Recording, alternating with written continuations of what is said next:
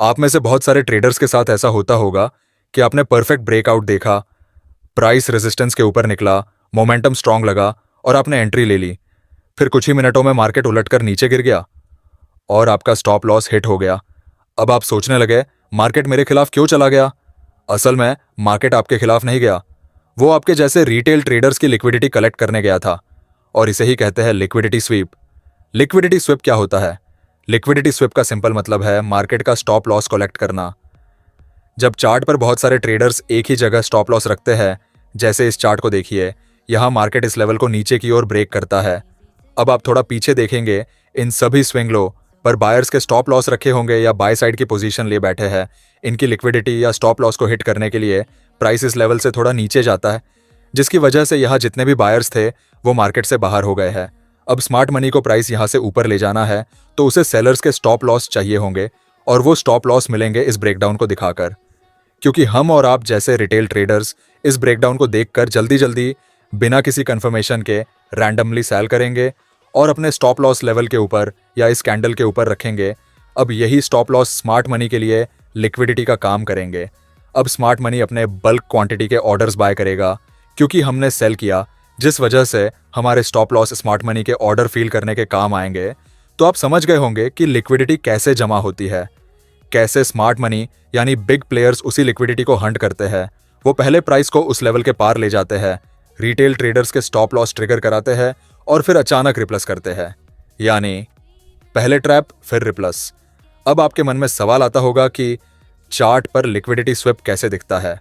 अब स्क्रीन पर यह चार्ट देखिए, प्राइस ने बार बार एक ही लेवल को टेस्ट किया है।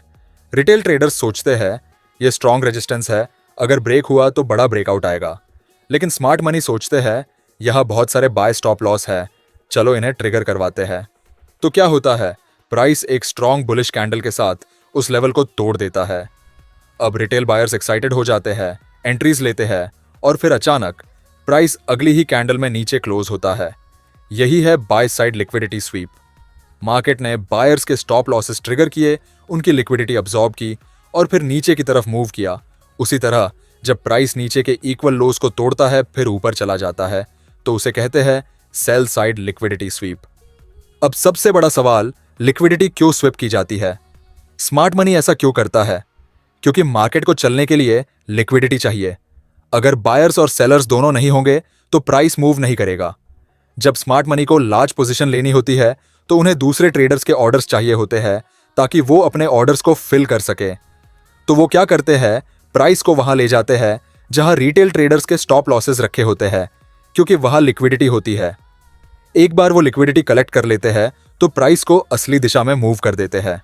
अब जानते हैं लिक्विडिटी स्वीप का साइकोलॉजी एंगल क्या है।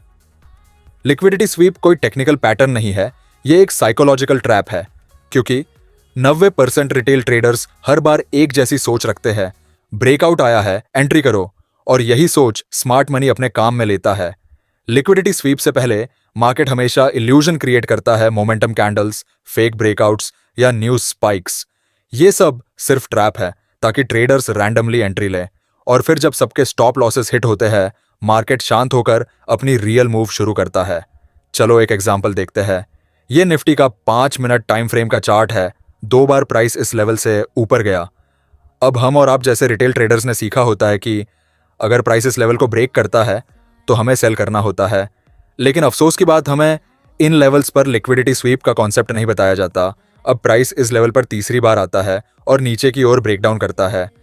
अब 90% ट्रेडर्स इस ब्रेकडाउन को देखकर रैंडमली सेल करने लगते हैं, क्योंकि इस टाइम पे 90% ट्रेडर्स की साइकोलॉजी सेम रहती है, और स्मार्ट मनी इसका फायदा उठाकर लिक्विडिटी इकट्ठी करके आपके अपोजिट डायरेक्शन में प्राइस को मूव कराते हैं।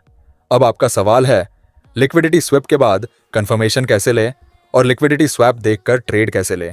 चलिए एग्जाम्पल से चार्ट पर देखते हैं। यह निफ्टी का 5 मिनट का चार्ट है।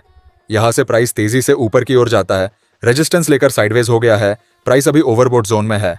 अब स्मार्ट मनी प्राइस को यहां से नीचे गिराना चाहता है। अब वो प्राइस को इस रेंज के ऊपर ब्रेकआउट करता है, जिससे बाइंग क्रिएट होती है। अब इस ब्रेकआउट को देखकर कौन बाय करेगा? जाहिर सी बात है 90% ट्रेडर्स। स्मार्ट मनी ने ब्रेकआउट इसलिए किया क्योंकि उन्हें इन स्विंग हाई पर सेलर्स की लिक्विडिटी स्वीप करना थी। अब ध्यान दीजिए, यहां और यहां रिटेल ने बाय किया, तो यहाँ बायर्स की लिक्विडिटी अवेलेबल हो चुकी है। अब यहाँ एंट्री कैसे ले सकते हैं, कंफर्मेशन देखते हैं। तो देखिए, मार्केट से सेलर्स बाहर हो चुके हैं। अब मार्केट में सिर्फ बायर्स की लिक्विडिटी बची है। प्राइस ने फेक ब्रेकआउट से बायर्स को इनवाइट किया क्योंकि आरएसआई ओवरबॉट जोन में पहुंच चुका है और यहाँ एक कैंडलस्टिक पैटर्न बना है जिसे आप कमेंट में जरूर बताना। अब एंट्री के लिए हम रिटेस्ट का वेट करेंगे। जैसे ही प्राइस इस लेवल के नीचे क्लोज होगा हम एंट्री लेंगे और स्टॉप लॉस इस पैटर्न के ऊपर सेट रखेंगे। अब आप देख सकते हैं स्मार्ट मनी ने प्राइस को कितनी तेज नीचे धकेल दिया। लिक्विडिटी स्वीप के बाद जो मूव आता है वो इंपल्सिव और साफ होता है क्योंकि अब लिक्विडिटी अब्सॉर्ब हो चुकी है। अब कुछ गलतियां जो ट्रेडर्स बार बार करते हैं लिक्विडिटी स्वीप को ट्रेड करते हुए। हर विक को लिक्विडिटी स्वीप समझना, कई ट्रेडर्स सिर्फ कैंडल के विक को लिक्विडिटी स्वीप समझ लेते हैं, लेकिन आपको हमेशा कैंडल की बॉडी से 2 गुना बड़ी विक और उसकी लोकेशन को, मतलब किस जगह पे बनी है या डोजी कैंडलस्टिक पैटर्न को देखकर ही लिक्विडिटी स्वीप को कंफर्म करना है। कॉन्फर्मेशन का इंतजार न करना, स्वीप के बाद तुरंत एंट्री नहीं, पहले 2 या 3 कंफर्मेशन देखें, उसके बाद एंट्री डिसाइड करें। लिक्विडिटी स्वीप कंसेप्ट आपको 3 जगह काम आता है। पहला, रिवर्सल सेटअप्स। जब मार्केट टॉप या बॉटम बना रहा हो तो उस लेवल पर आपको देखना है कि क्या प्राइस उस लेवल से नीचे या ऊपर जाकर पिछले स्विंग की लिक्विडिटी स्वीप कर रहा है या नहीं। दूसरा, कंटिन्यूएशन सेटअप्स। जब स्वीप के बाद मार्केट एफवीजी या ऑर्डर ब्लॉक में रिट्रेस करे। तीसरा, स्टॉप लॉस हंट प्रोटेक्शन। जब आप जानते हैं कि लिक्विडिटी स्वीप कहां होगी तो आप स्टॉप लॉस थोड़ा लॉजिकल डिस्टेंस पर रख सकते हैं। जैसे आपने इस जगह एंट्री ली, अब आपको लगता है कि प्राइस रिटेस्ट करके स्टॉप लॉस हंट कर सकता है, तो आप स्टॉप लॉस को 1 या 2 पॉइंट और ऊपर रख सकते हैं। अगर प्राइस रिटेस्ट करता भी है तो आपका स्टॉप लॉस ट्रिगर होने से बच सकता है। अब सबसे खास बात, एक स्मार्ट ट्रेडर्स को किस माइंडसेट से सोचना चाहिए। स्मार्ट मनी ट्रेडर की सोच सिंपल होती है। वो देखता है कि भीड़ कहाँ फंस रही है।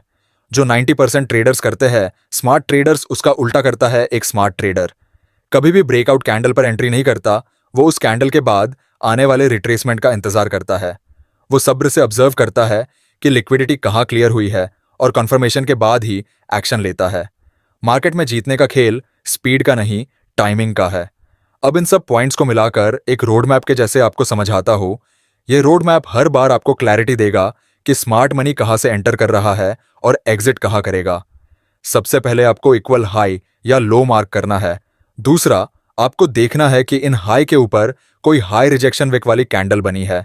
तीसरा, आपको देखना है कि मार्केट का स्ट्रक्चर शिफ्ट हो रहा हो। चौथे में, आपको फेयर वैल्यू गैप या ऑर्डर ब्लॉक देखना है। अगर प्राइस इन दोनों को रिस्पेक्ट करने आता है तो चांस है कि प्राइस यहां से रिएक्ट करेगा, क्योंकि smart money in PD array में अपने पेंडिंग ऑर्डर्स को फील करने प्राइस को वापस लाते हैं।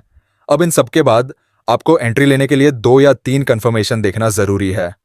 तो ट्रेडर्स, अब जब अगली बार आप चार्ट देखें तो ब्रेकआउट कैंडल देखकर इंपल्सिव मत बनिए। सोचिए, क्या ये असली मूव है या सिर्फ लिक्विडिटी स्वीप।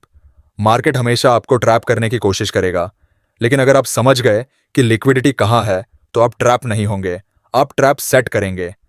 अगर ये वीडियो आपको वैल्यूबल लगी हो तो एक लाइक जरूर दीजिए और कमेंट में बताइए क्या आप चाहेंगे मैं अगली वीडियो में liquidity swap entry strategy live chart पर दिखाऊं।